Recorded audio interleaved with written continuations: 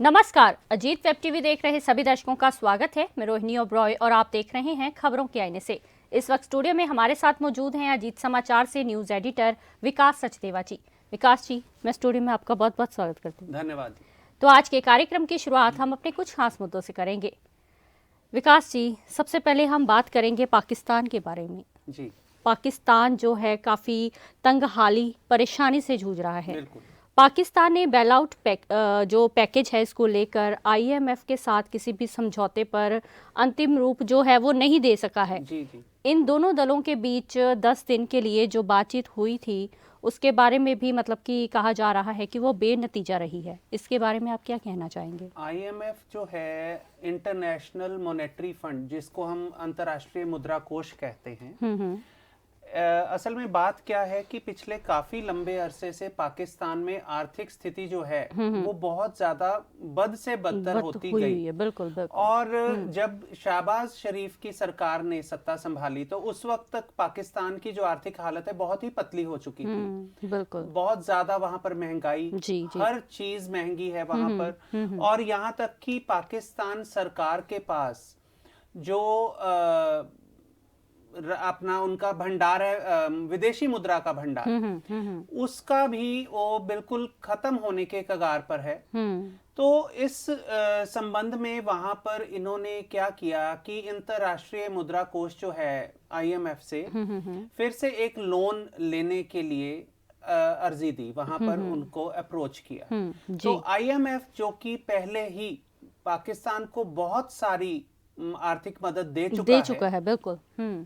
उसने इस बार आर्थिक मदद देने से पहले ये सोचा कि वहां पर जाकर वहां की जो सारी रिपोर्ट्स हैं वो ली जाएं। वहां पर आखिर इतनी तंगहाली क्यों है, इतना पतली हालत क्यों है, उनकी आर्थिक हालत इतनी पतली क्यों हुई। और उनकी एक टीम वहां पर कुछ दिन के लिए विजिट करने के लिए पहुंची।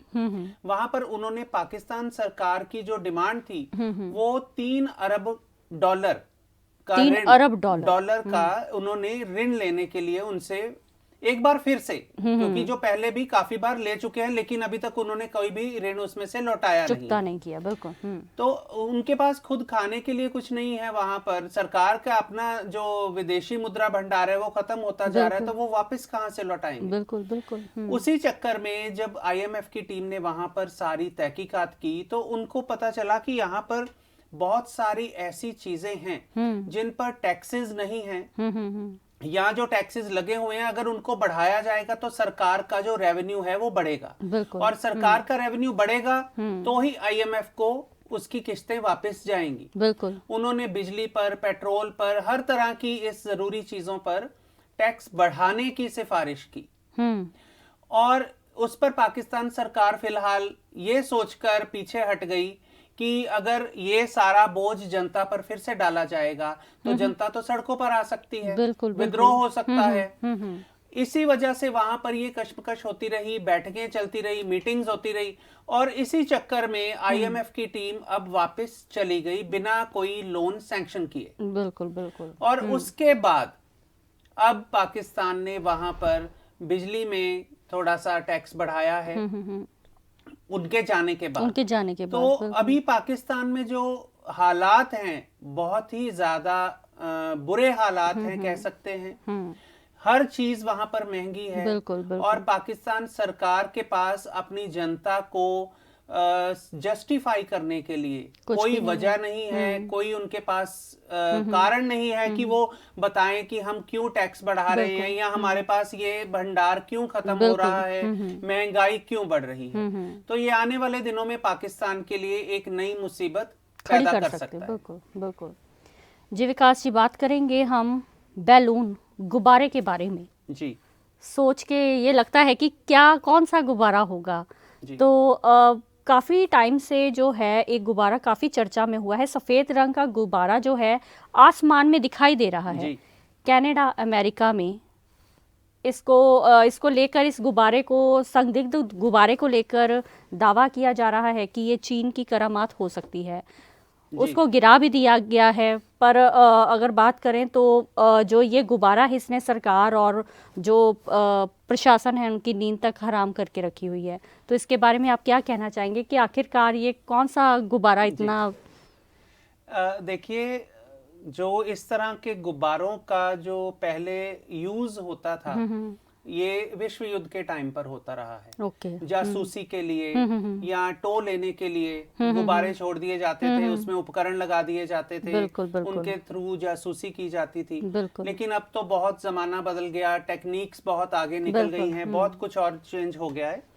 लेकिन इस मौके पर जब हम टेक्निक्स की बात कर रहे हैं कि इतनी टेक्निकल जो एडवांसमेंट हो गई है, इतना बढ़ गया है सब कुछ आगे, तो गुब्बारा आखिर वहां पर आसमान में, जो अमेरिका के आसमान में एक दहशत का कारण बना हुआ है, वहां के लोगों के लिए भी, सरकार के लिए भी और प्रशासन के लिए बिल्कुल कि आखिरकार है क्या ये। जी बिल्कुल। लेकिन वहां पर उस गुब्बारे को पहले तो ये सोचकर गिराया नहीं जा रहा था कि इस गुब्बारे में बारूद हो सकता है, अगर इसको नुकसान किसी भी तरह से हम गिरा दें तो उसका नुकसान नीचे जो रह रहे लोग हैं, उन पर बिल्डिंग्स हैं, वहां पर किसी पर भी हो सकता है। ये गुब्बारा अब कहा तो ये जा रहा है, जो अमेरिका में कहा जा रहा है कि ये चीन का छोड़ा हुआ कोई गुब्बारा है, लेकिन वहां पर अमेरिका जो कि हाईली सिक्योरिटी जोन है, अमेरिका का पूरा, जब से वहां पे ट्विन टावर्स पे हमला हुआ तो खासकर वो वायु क्षेत्र में बहुत ध्यान रखते हैं कि पहले भी जो जहाज ट्विन टावर्स से टकराए थे उसके बाद से वो उस पर बहुत काफी ज्यादा अलर्ट हो चुके हैं। तो उनकी अलर्टनेस के बावजूद ये गुब्बारा कहां से आया? अब अगले हफ्ते में जो अमेरिका के विदेश मंत्री हैं वो जा रहे हैं, चाइना के दौरे पर जा रहे हैं। तो ऐसे में अगर चाइना ये गुब्बारा वहां पर छोड़ेगा तो चाइना के साथ वहां पर उनके राष्ट्रपति जो हैं उनसे भी उनकी मुलाकात होगी, तो वहां पर इस मुद्दे को भी हो सकता है उठाया जाए। अब इसका एक कारण ये भी कहा जा सकता है कि जो कहा जा रहा है कि चाइना के एक साथ में साउथ चाइना सी है, समुद्र है। साउथ चाइना सी के एक तरफ चीन है, दूसरी तरफ फिलीपींस है। तो फिलीपींस के साथ अमेरिका का हाल ही में एक सुरक्षा डील हुआ है।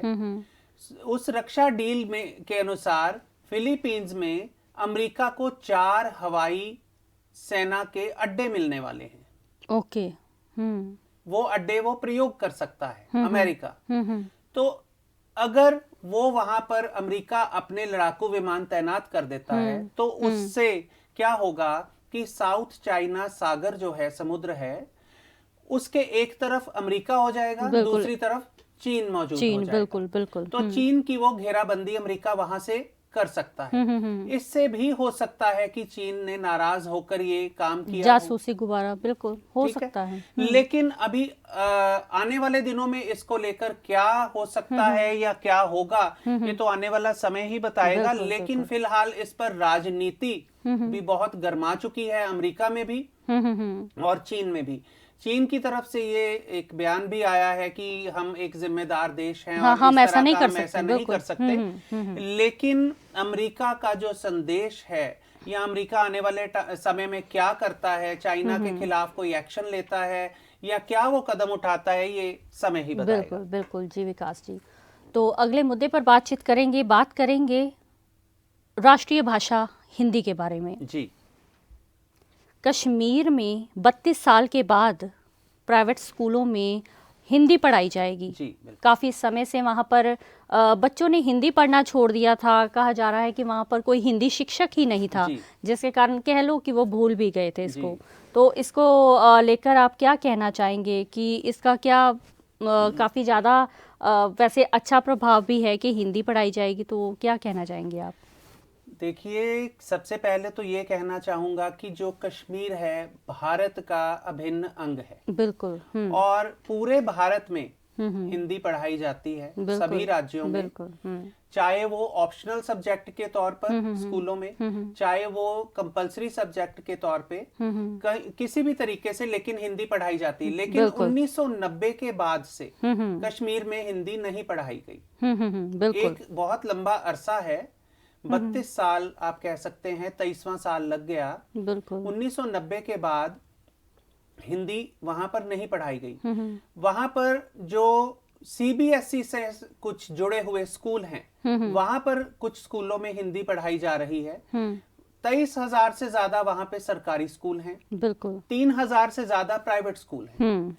इन सभी स्कूलों में, सरकारी स्कूलों में क्या हो रहा है कि उर्दू, अंग्रेजी और कश्मीरी लैंग्वेज वहां पर पढ़ाई जा रही है, बिल्कुल लैंग्वेज के तौर पर।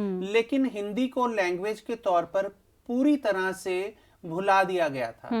उसकी वजह यह थी कि कश्मीरी पंडितों का 1990 के दशक में वहां से पलायन करने के बाद से, कश्मीरी पंडितों का कह रहे हैं कि वहां से पंडित वहां से जब पलायन करने शुरू हो गए थे, तो वहां पर हिंदी पढ़ाने वाला कोई शिक्षक नहीं बचा। बिल्कुल। जब शिक्षक ही नहीं बचा तो हिंदी बच्चों को कैसे पढ़ाई जाएगी? बिल्कुल। सरकारी स्कूलों में भी इसका बहुत बुरा हाल था वहां पर हिंदी का, और प्राइवेट स्कूलों में तो बिल्कुल बंद ही हो गई थी।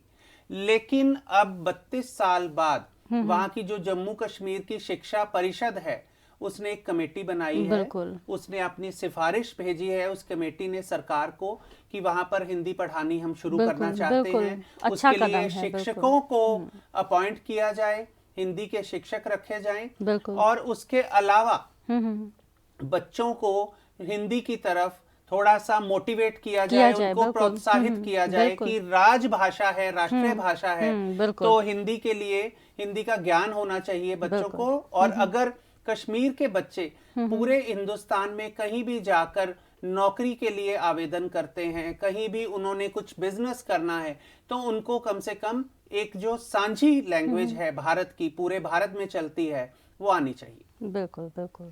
तो पंजाब सरकार ने भी चाइल्ड केयर को लेकर महिलाओं के लिए कुछ शिक्षा से जुड़ी एक ये भी अहम खबर है जो आप कह रहे हैं कि चाइल्ड केयर लीव जो है, जो कि महिला शिक्षकों को ही केवल मिलती है, बिल्कुल बिल्कुल जी, 365 दिन के लिए अपने पूरे कार्यकाल के दौरान वो ले सकते हैं, 365 दिन गिन के। लेकिन एक साल में 3 बार से ज्यादा या 3 बार वो लीव नहीं ले सकते। तो ये महिला शिक्षकों के लिए एक झटका है फिलहाल। तो पंजाब सरकार ने 2011 के इस आदेश पर फिलहाल रोक लगा दी। और उन्होंने ये कहा है, हवाला ये दिया है कि वार्षिक परीक्षाएं हैं और स्टाफ की कमी है। देखिए, शिक्षकों की जो कमी है उसको पूरा करना सरकार का काम है, बिल्कुल। उसका जो नुकसान है वो बच्चे भी उठा रहे हैं। अगर शिक्षक कम है तो बच्चों को ही नुकसान हो रहा है। दूसरी बात है कि अगर एग्जाम्स के दिन हैं तो एग्जाम के दिन तो हर साल आते हैं, बिल्कुल। 2011 से लेके 2023 तक एग्जाम के दिन तो हर साल आए, लेकिन तब किसी ने जो चाइल्ड केयर लीव है इसको कैंसिल करने या रोकने का प्रावधान तो किसी ने नहीं किया। बिल्कुल। ये तो पंजाब सरकार है, धीरे धीरे झटके लगा रही है। अब तो फिलहाल तो आने वाला टाइम ही बताएगा और कितनी तरह के झटके रंग नजर आने लगे हैं। बिल्कुल बिल्कुल। तो हर बार की तरह इस बार भी हम अपने कार्यक्रम का समापन अपने आज के विचार से करेंगे। कहा जाता है, चिंताग्रस्त व्यक्ति मृत्यु से पहले कई बार मरता है। जी विकास जी। चिंता और चिता, इसमें केवल एक बिंदी का बिल्कुल सही कहा, अंतर है, बिल्कुल। तो ये कह सकते हैं कि जो चिंता है वो व्यक्ति को चिता के समान बना देती है। वो अगर कोई चिंता है मन में तो उसको या तो किसी के साथ बांट लेना चाहिए, अगर चिंता है तो उसको मन में नहीं रखना चाहिए, नहीं तो वो आदमी तिल तिल करके हर रोज मरता है। बिल्कुल, बहुत खूबसूरत आपने ये बयान किया है। तो आज हमने चर्चा की है पिछले सप्ताह के कुछ खास मुद्दों के बारे में। अगले सप्ताह हम फिर हाजिर होंगे देश विदेश के कुछ खास मुद्दे लेकर। अजीत वेब टीवी देख रहे सभी दर्शक इसी तरह हमारे साथ जुड़े रहिए। अब हमें दीजिए इजाजत, नमस्कार।